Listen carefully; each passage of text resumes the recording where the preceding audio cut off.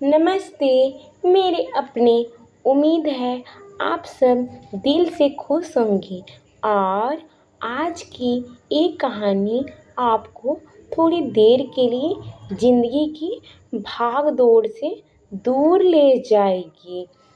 अगर आप लोग इस कहानी को सुनना चाहते हैं तो लास्ट ज़रूर सुनिएगा।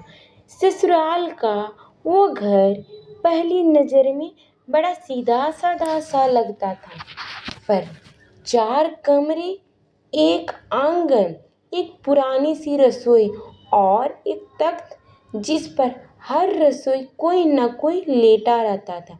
लेकिन जैसे ही राधा की नई नई शादी होकर वहाँ आई, उसे धीरे धीरे समझ आया कि यह घर उतना भी सीधा नहीं जितना बाहर से दिखता है। सुबह की पहली किरण के साथ ही इस घर में एक रिवाज सा था। रसोई का चूल्हा जल जाता और रोटियों बेलनी शुरू हो जाती थी।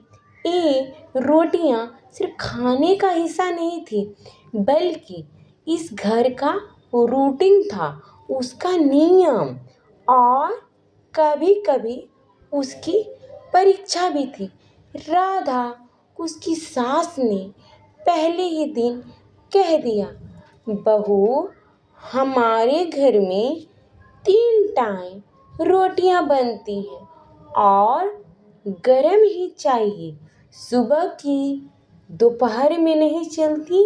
राधा ने मुस्कुराकर सिर हिलाया, लेकिन मन में ही कही एक सवाल चुपचाप बैठा गया कि क्या 3 टाइम रोटियां बनाना है?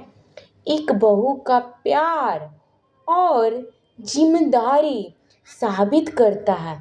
सुबह 5 बजे जब बाकी घर की अभी नींद में होता, राधा आटे की थाली लेकर बैठ जाती और आटा बेचारी गूंथने लगती, क्योंकि उसकी सास कहती थी, मशीन वाला आटा का स्वाद हमें नहीं चाहिए। पहले तावा गर्म होता और राधा की पहली रोटी उसकी सास की थाली में जाती। सास उसे चुपचाप खाती, बेशर्म की तरह, कोई प्रतिज्ञा नहीं थी। दोपहर में सब्जी चाहे जैसी हो, पर रोटी उतनी ही चाहिए जितनी तय हो चुकी हो। ससुर जी कहते, रोटी के बिना खाना अधूरा है। देवर जी कहते, बाजार की चीजें तो सिर्फ चटक खाने के लिए है, असली पेट रोटी ही भरती है। राधा कभी कभी बेचारी सोचती, क्या कोई घर है जहाँ 2 टाइम ही सिर्फ एक ही टाइम रोटी बनती हो?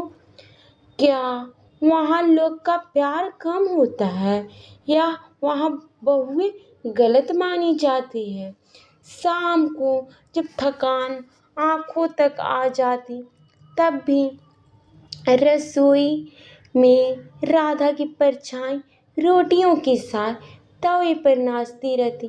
देवर टीवी देखता, सासू माँ मोहल्ले की बातों में उलझी होती और राधा बेचारी अपनी हथेलियों की गर्मी से पूरे घर को गरम रोटियों से भर देती। कुछ महीने ऐसे ही बीत गए। एक दिन उसकी तबीयत बिगड़ गई।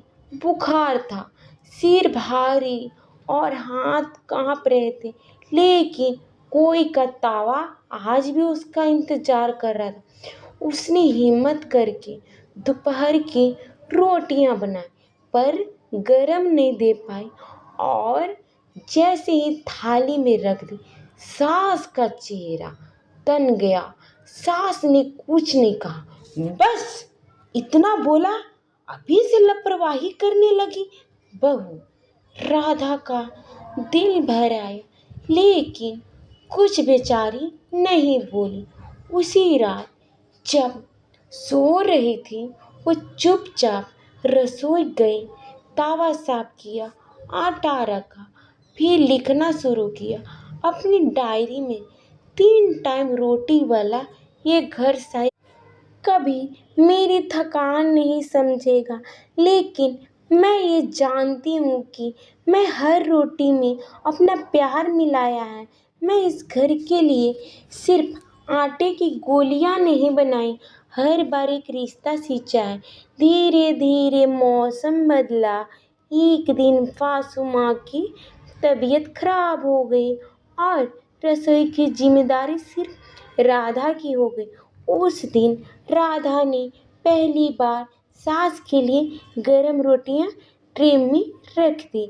सास ने अदरक वाली चाय भी, और जब कमरे में गए तो देखा सासू माँ की आंखें बंद लग गई, लेकिन लेटी है। लेकिन जब उन्हें राधा की रोटियों की महक महसूस हुई तो धीमे से आंखें खोली और कहा, आज तो तेरा बनाया खाना मैं जैसे लग रहा है। राधा की आंख में नमी आ गई। तो उसी दिन समझ में आया कि ये 3 टाइम रोटियां सिर्फ थकान नहीं थी, धीरे धीरे एक रिश्ता बना रही थी। बिना कहे, बिना दिखावे के हर रोटी का स्वाद था, हर तवा